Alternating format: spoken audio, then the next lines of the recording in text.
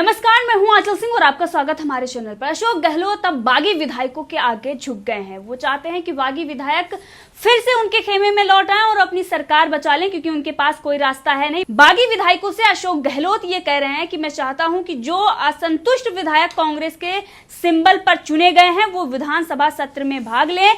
यदि कोई नाराजगी है तो पार्टी फोरम पर अपनी बात रखें। यानी कि अब साफ तौर पर अशोक गहलोत उन विधायकों के आगे गिड़गिड़ा रहे हैं। इसी विषय पर चर्चा के लिए हमारे साथ है राजनीतिक विश्लेषक पवन त्यागी। सर, आपका स्वागत है हमारे चैनल पर। सर, राजस्थान में जिस तरीके का ड्रामा चल रहा है और अब अशोक गहलोत के पास कोई रास्ता बचा नहीं है। इससे पहले उन्होंने तमाम तरीके की कोशिशें की, लेकिन सब में वो नाकाम रहे। अब वो जो बागी विधायक हैं, सचिन पायलट के खेमे के विधायक, और सचिन पायलट को मनाने की कोशिश कर रहे। इससे पहले नकारा निकम्मा क्या कुछ उन्होंने नहीं कहा।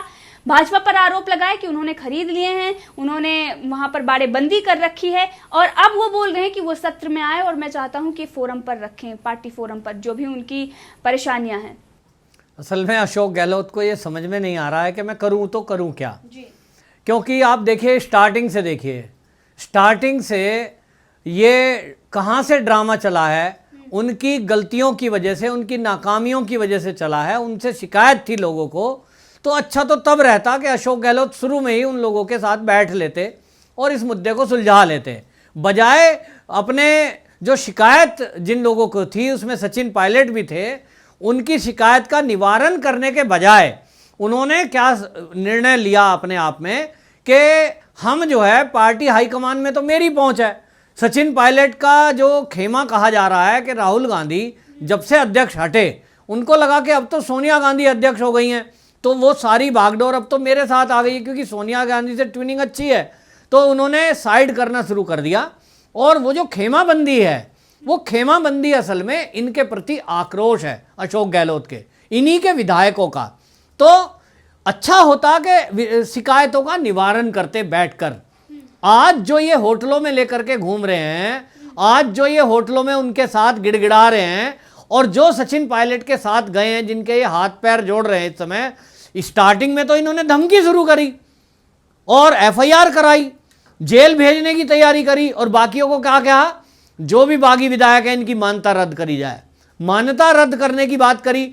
आपने सीपी जोशी के थ्रू क्या किया, आपने स्पीकर के थ्रू आप कोशिश क्या करते रहे कि विप जारी कर दो, हम एक मीटिंग बुला रहे हैं, या तो होटल छोड़ के आ जाएं सचिन पायलट का साथ, वरना हम उनकी मान्यता रद्द कर देंगे। तो आपने कोशिश की उनकी मान्यता रद्द करने की, तो आप तो उनको धमका रहे थे। वो तो आपकी चली नहीं, क्योंकि कोर्ट में चले गए। कोर्ट ने कहा ऐसे मान्यता रद्द नहीं हो सकती, क्योंकि व्हिप ऐसे लागू नहीं होता। आपकी चली नहीं, लोगों को कानून पता है, पहले कानून में भी आपकी चल जाती होगी, इसलिए आपकी दादागिरी चलने के कारण आपको अहंकार होगा कि 70 साल जैसा हमने किया है, कोर्ट कचहरी सब मैनेज कर लेंगे और हम तो जो चाहेंगे वो ऑर्डर हो जाएगा, तो मान्यता रद्द कर दूंगा मैं इनकी। उसके बाद बहुमत बचा तुम्हारा, तो सत्ता चला लेना। ये तो पोल खुल रही है कि आपका स्पीकर बता रहा है कि 30 चले जाते तो सरकार चली जाती। इसका मतलब आप गिनती गिन रहे हो, 30 नहीं गए हैं, सोच रहे थे। तो अब आपको लग रहा है कि ये तो जब बसपा का खेल हुआ है कि बहन जी जो है वो नाराज थी आपसे काफी दिनों से, लेकिन अंदर अंदर वो मौका देख रही थी, जैसा उन्होंने कहा भी है, और इसलिए अब उन्होंने मौका आ गया है।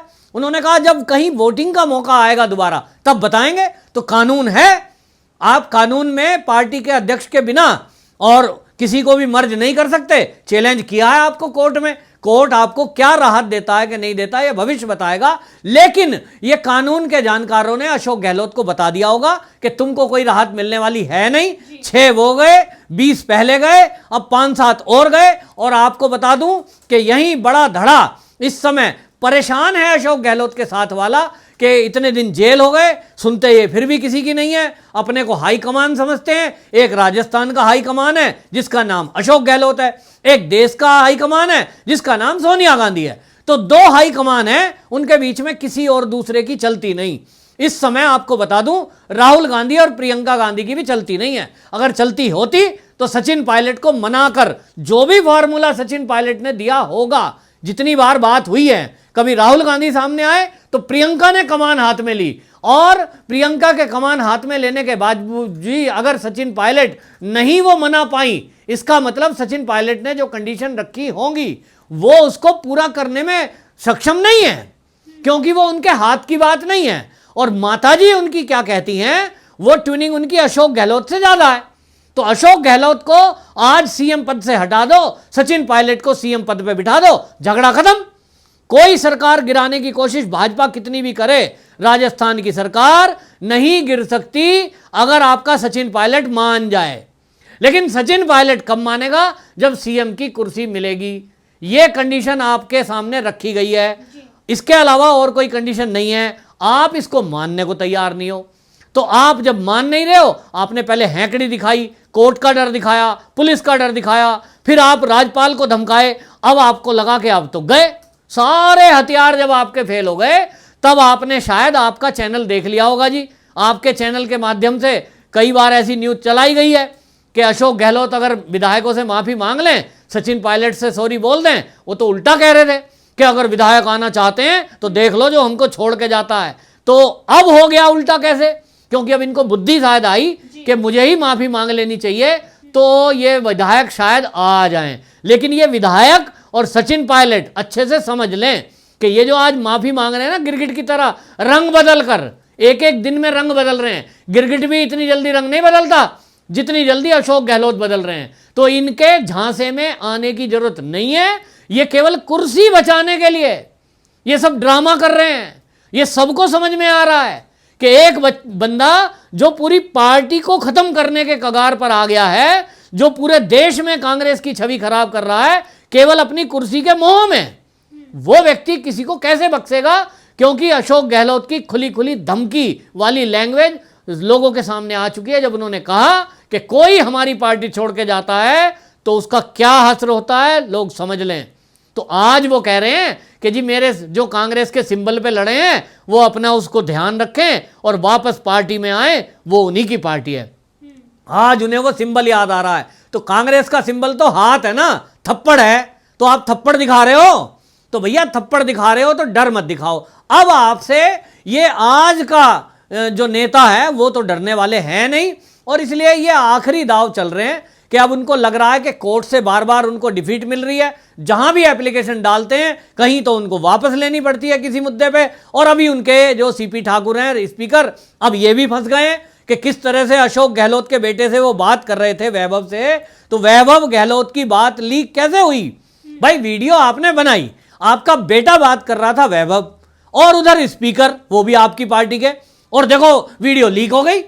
तो इसका मतलब तो आपका बेटा या तो स्पीकर, उन दोनों में से भी किसी का मूड है कि ये अशोक गहलोत पार्टी पे मुख्यमंत्री पद पे ना रहें। ये आपकी पार्टी के अंदर का मामला है जी, ये बाहर कैसे आया इसको संभालो, तो संभल नहीं रहा है। अब ये बेटे को मैनेज करने के लिए तो ये ऐसे आ गए हैं कि भैया ठीक है माफी मांग लेता हूं, शायद कहीं बात बन जाए, लेकिन अब बनने वाली है नहीं। और मुझे तो एक अंदेशा भी है कि अब जो कंडीशन चली है, इस कंडीशन में 14 तारीख बता रहे हैं वो कि 14 तारीख को सत्र बुलाया जाएगा, वो सत्र बुलाया जाएगा, लेकिन उसमें बहुमत की कहीं बात नहीं है। तो ये आगे चलता जाएगा। अभी कोर्टों में उलझा हुआ है, बहन जी बीच में आ गई हैं, और बहन जी के बीच में आने से आप देखना ये रोमांचक हो गया है बहुत ज़्यादा।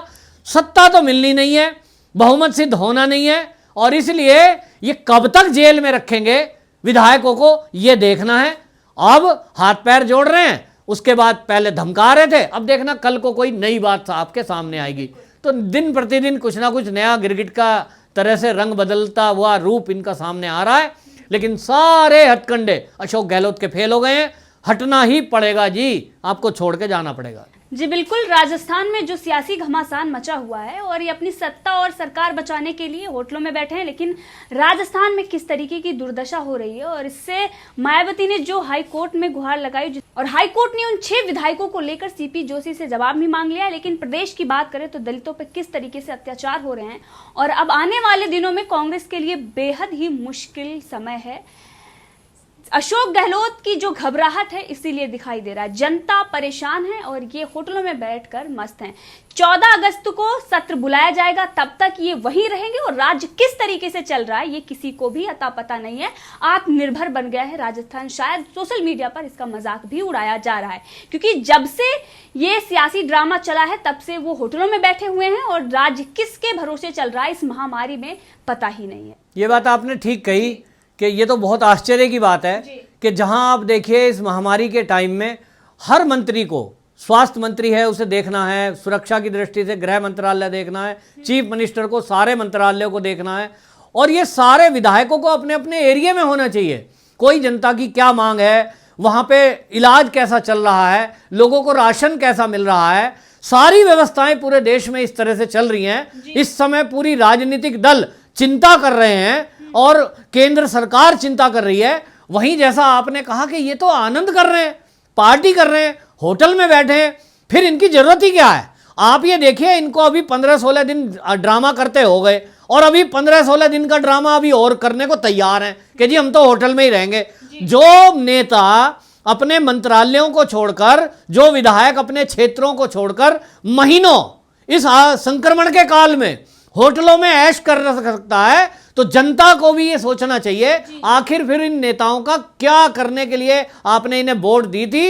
इन्हें होटल में बैठने के लिए वोट दिया था या सेवा के लिए वोट दिया था? तो फिर इनकी जरूरत ही क्या है? राष्ट्रपति शासन लगाओ, और राष्ट्रपति शासन लगाओ तो सरकार जैसे अब चल रही है वैसे आगे भी चल लेगी। इनकी तो जरूरत नहीं है। मैं तो आपके चैनल के माध्यम से मांग करता हूं कि वास्तव में असल में अब ड्रामा बहुत हुआ। होटल में जेल बना रखी है, अस्थायी कैदी की तरह उनको बंद कर रखा है। परिवार वालों से मिलने नहीं दिया जा रहा है विधायकों को, चाहे वो दोनों ही गुट क्यों ना हो। इन सब को मुक्त करना चाहिए और ये तभी होगा जब राष्ट्रपति शासन लगेगा, क्योंकि जब तक इनकी सरकार है तब तक ये पुलिस का और प्रशासन का दुरुपयोग करते रहेंगे और विधायकों को बंद रखा हुआ है। ये जब तक विधायक बाहर नहीं आएंगे, जब तक निष्पक्ष वहां वोटिंग विधानसभा में हो नहीं सकती। किसके मन में क्या है, कौन सचिन के साथ जाना चाहता है, कौन भाजपा में जाना चाहता है, किसको वोट देना चाहता है, ये तो हो ही नहीं रहा। वहां बाड़ाबंदी कर रखी है, बंद कर रखा है। आपने खरीद फरोख्त करी है, आप आरोप दूसरे पे लगा रहे हो, लेकिन आप भी तो खरीद फरोख्त ही कर रहे हो। किसी को कोई पोस्ट देने की बात कर रहे हो, किसी को कोई पोस्ट देने की बात कर रहे हो। जैसे आपने बसपा के लोग तोड़ दिए, अभी आप अपने ही लोगों को और निर्दलियों को तोड़ने की कोशिश कर रहे हो। तो निर्दलीय विधायकों को भी तोड़ने के लिए इन्होंने कोई ना कोई लालच तो दिया ही होगा। तो आप सौदेबाजी, ड्रामाबाजी बंद करो और वहां राष्ट्रपति शासन लगा देना चाहिए। राजस्थान में राष्ट्रपति शासन लगाने के बाद तब दोबारा से फ्रेश चुनाव करो, क्योंकि फिर कौन सा गुट, कैसा दल, ये सब घपला हो चुका है। वहां दोबारा से चुनाव होंगे, जनता अब सोच समझकर वोट देगी ऐसे लोगों को जो होटल में ना बैठकर अपने मंत्रालयों में, अपने ऑफिस में बैठकर जनता की सेवा करें। जी बिल्कुल। प्रियंका गांधी वाड्रा उत्तर प्रदेश पर सवाल उठाती है। राजस्थान में जिस तरीके की दुर्दशा हो रही है, वहां पर अपने आप को वो पिछड़ी जातियों का हितैषी समझती थी। ये कहती थी कि जो एक तरीके से दलित, जिस तरीके से जातवाद कांग्रेस फैलाती है और दलितों का हितैषी समझती थी, आज वो प्रियंका गांधी वाड्रा क्या है, क्या राजस्थान में देखेंगी कि इस वक्त क्या हो रहा है। सर, आपका बहुत बहुत धन्यवाद हमसे जुड़ने के लिए।